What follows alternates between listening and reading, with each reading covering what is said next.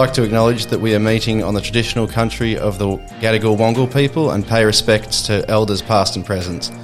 We recognise and respect their cultural heritage and beliefs and relationship with the land. Welcome to or welcome back to the Honourable Truth, a podcast brought to you in partnership, a Canterbury Boys High School podcast, that is, brought to you in partnership with the Canterbury Bankstown Bulldogs.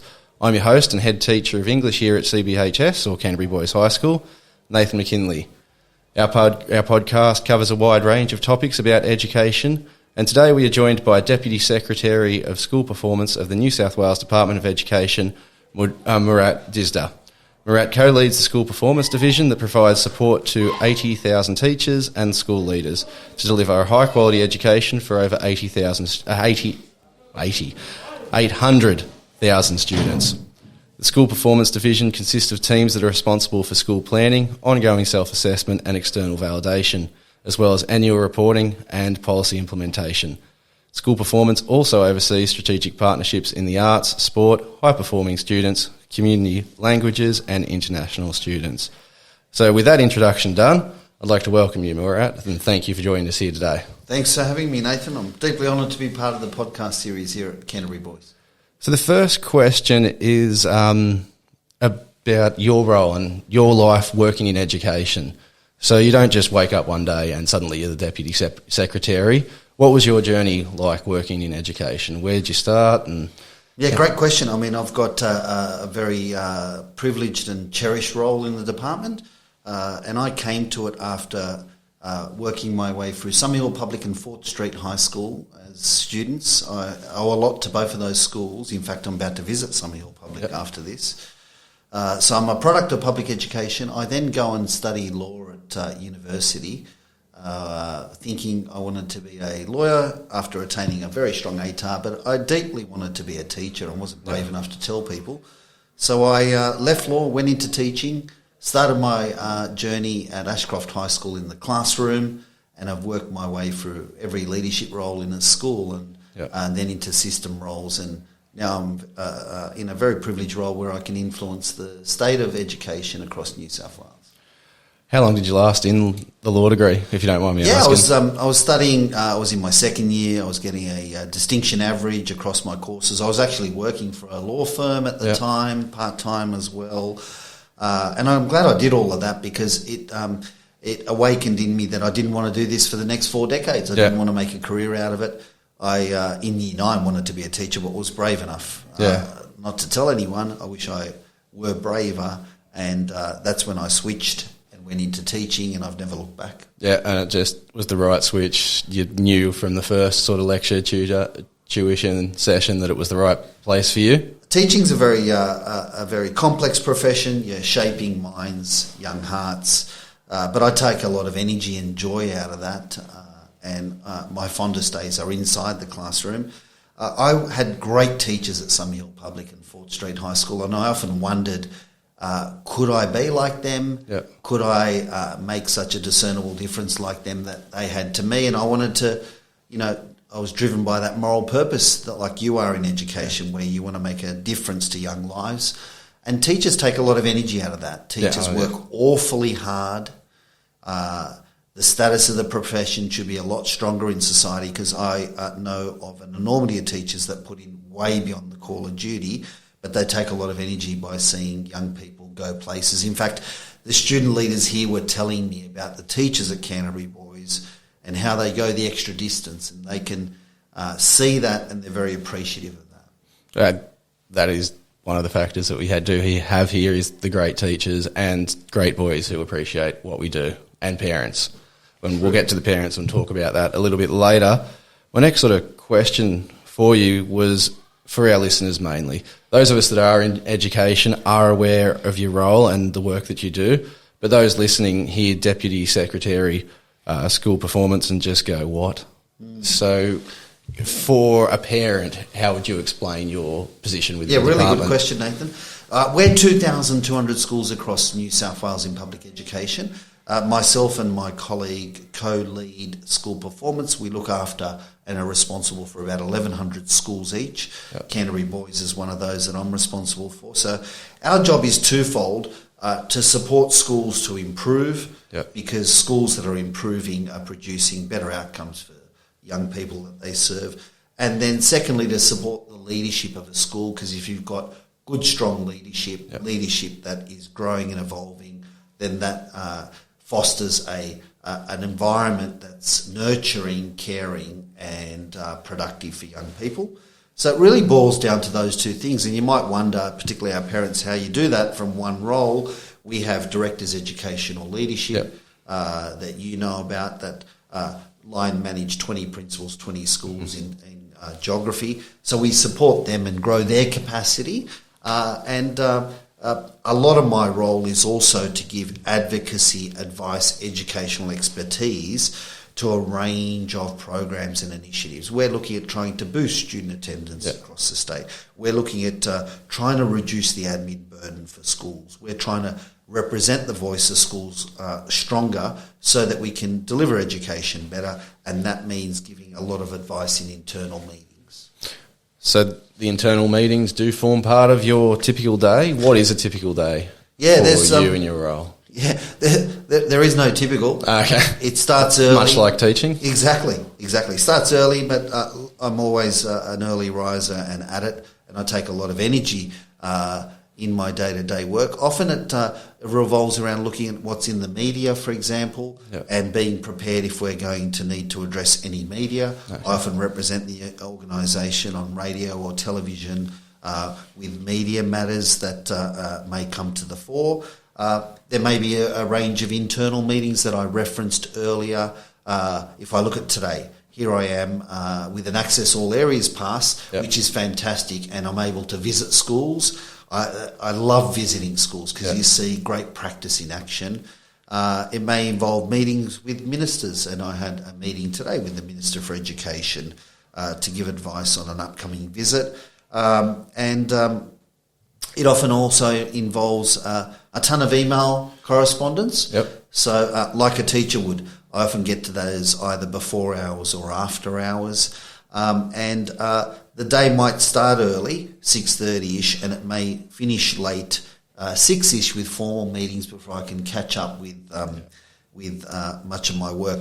And great dedicated teachers pour in the hours, and a lot of people don't see that. I see myself no different, but if you love your role like I do, you take a lot of energy from it.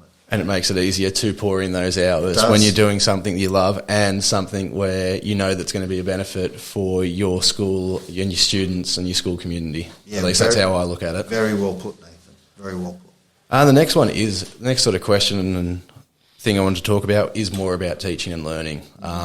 You're obviously very passionate about that in everything you've said and everything you do. And it's about the 21st century. We're currently 22 years into it. Yeah. What do you see as the, how do you think, and education has changed significantly in those 22 years. Teachers have had to adapt, especially to the last couple of years and what's happened. What do you think changes will happen? What changes, I'll phrase the question a bit better, what changes do you think could happen in education in the next sort of 22 years? Yeah, tough question, Nathan, but I'm going to start with this, that what I know that won't change is that education and schools forever and a day will need outstanding quality teachers. You and I who read the educational research consistently, it points to the fact that the quality and expertise of a teacher is the greatest contributor in school to a student's outcome. So it may be the next 20 years and maybe the next 100 years, we will still need outstanding teachers in front of students right across New South Wales that are deeply engaged with their syllabus. I know we've got a curriculum reform coming up and a year away for high schools, and we'll need to grapple with that. But, curriculum expertise, but how to best engage students, how to produce quality lessons, how to produce quality teaching and learning cycles and assessment cycles, and how to provide their learning in an applied way will be manifestly important. I think since I've been in the classroom, going back to 1995 when I kicked off at Ashcroft High School, we've come a long way with our development of critical thinking skills for students. Yeah. I see teachers do it much better than I did. around problem solving, around creative thinking, critical thinking, and these are such important skills for the workplace. I see teachers that are sharper with the use of digital technology as an enabling device, much sharper than I was inside the classroom. I don't know if you agree, Nathan, but I think COVID, particularly during those lockdown periods, forced us as a workforce to be even sharper with the use of things like Zoom and Teams and Google Classrooms, and how we connect with our students became really, really important. And the other thing that I see in practitioners like yourself compared to me when I was in the classroom is that you really bring the syllabus to life by looking at applied learning, because learners want to know how this will be meaningful for them in life, in work, and you really look for connection points with the real world, and you do that much better than I did. I think they'll be hotly needed, hotly contested, and we'll need to keep investing in the workforce in those areas. Yeah, then very interesting, and it's interesting you end with applied learning, because the next sort of point we wanted to talk with you about is about our enrichment program, and you've seen an example of that applied learning here. You had a couple of our boys speak to you about the production of the assassination of Romeo and Juliet, where they had to apply learning from history, English, science, maths, and that's part of our enrichment program. Yeah. Our enrichment program is based on the high potential gifted education policy. What do policies like that mean for our students across the board? Yeah, I wanted to just say to our parents out there and carers, you have to see this program in action. I've seen lots of programs, but you should be very proud, Nathan, and your leadership team of the enrichment class that I saw. For them in Year 7 to pull off Shakespeare, for them in Year 7 to actually enact a play with all that goes on in the background. These were articulate young boys who spoke to me and presented to me. It was phenomenal to see and witness. And I could see them really immersed in the learning. They could recall the learning. It meant something to them. And that's what we really want in classrooms. I imagine a lot of work went into that on the teaching front, but you must have watched those performances with enormous pride, as I watched it on the video that the boys presented. And I think, you can have policies in education. Yeah. The high potential and gifted education policy is really important to us, but here I saw it brought to life, and that's what we want. You will have students that are going to be gifted in the arts, in the sports, in public speaking, in the academics. And gifted does not just mean in the academics. Yeah. It means in the broader areas for a child, and that's what this policy wants to do. For us as educators to pick that up, recognise talents and abilities and nurture and grow those.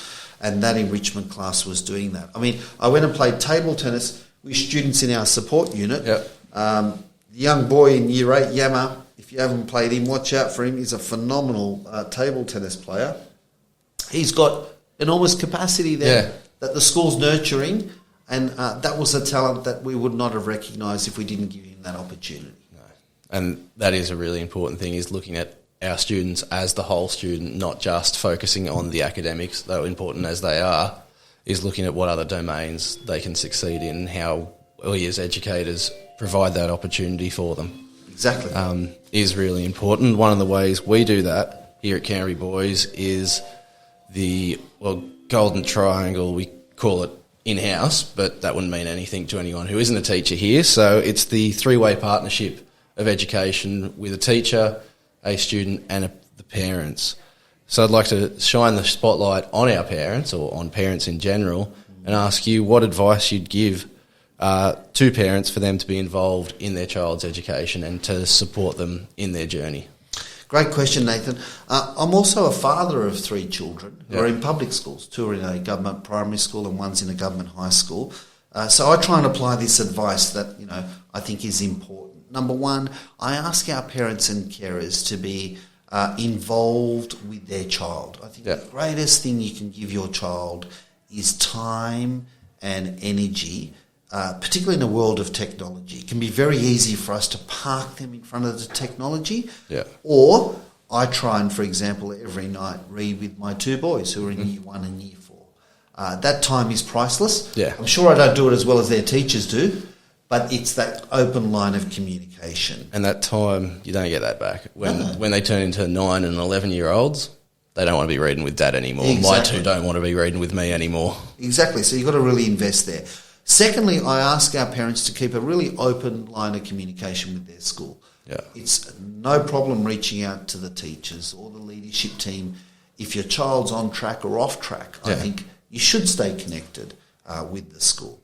If you have the opportunity, I'd encourage you to engage with the school. Yeah. I've been talking to the P&C president here, very committed gentleman who is investing heavily in the school, and particularly in a high school, our children don't want to see us there, but that's what they'll tell us publicly, but privately, knowing that their parents are connected with the school is very, very meaningful. So whether it's Education Week, NAIDOC Week, Harmony Day, P&C, try and get involved if you can in what I know is very busy lives.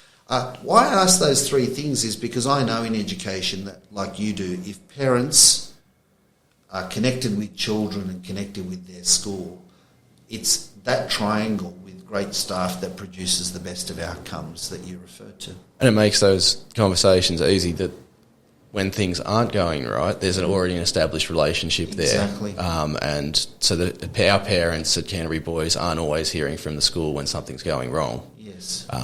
So my best time off class is making those phone calls when things are going so right. You just want to tell the parent that you've established a relationship with. Yeah.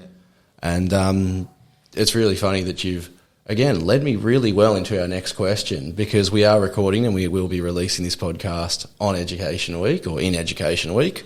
My ability to speak for an English teacher is pretty embarrassing so far, this podcast, but we'll get through it. The theme of Education Week is creating futures. I guess I want to ask you about your role in creating futures and how you see what that means for you in public education in New South Wales. Yeah, I love Education Week. It's where we get to showcase all that's fantastic about our schools. I mean, I'm biased. I think every week in education is Education Week. And I know you see this every day, Nathan. What we do great in schools is know our children. Yeah. Every one of them count.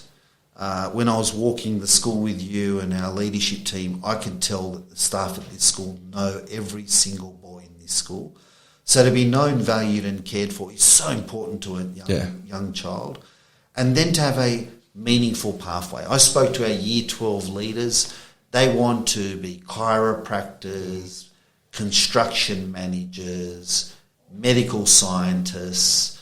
You know, they had a range of aspirations. Yeah. And it's our job as parents, the school's job as educators, to wrap around that child and to get them to their ultimate trajectory and pathway. And that's what education does. Yeah. It creates futures. It's the profession that shapes every other profession. It's the profession that took a young boy like me from Summerhill Public to Fort Street to law, all the way to the Deputy Secretary role in the Department of Education. And that's what we should all be proud of. Yeah. I mean, the alumni at this school is a who's who of fantastic young boys who are making a bigger contribution to society. And I met ones today that will follow in their footsteps. Very well said. And I like what you said, that every week is Education Week in New South Wales public schools, because what we are doing is just as important in week 1 or... we're week 3 now. Yes. As week 3, and just as important in week 9 and 10. True. But this has been absolutely amazing having you on the podcast and having you visit our school. As a little token of our appreciation, we'd like to give you a fruitful hamper. Thank you. It's and very lovely gesture. Thank fruitful hampers are available from Fruitful Hampers. And it's just to thank you as part of your visit and for being on the podcast. So thanks for that. Thank you. Nathan, can I thank you on behalf of the department? You're not only our head teacher English here, but I can see you fully involved across the school. It's a real privilege to be able to do the Honourable Truth podcast with you. We spoke about applied learning, and here you are putting it into action. So thanks for your work. No, not a problem. Thanks again for coming on. Thank you.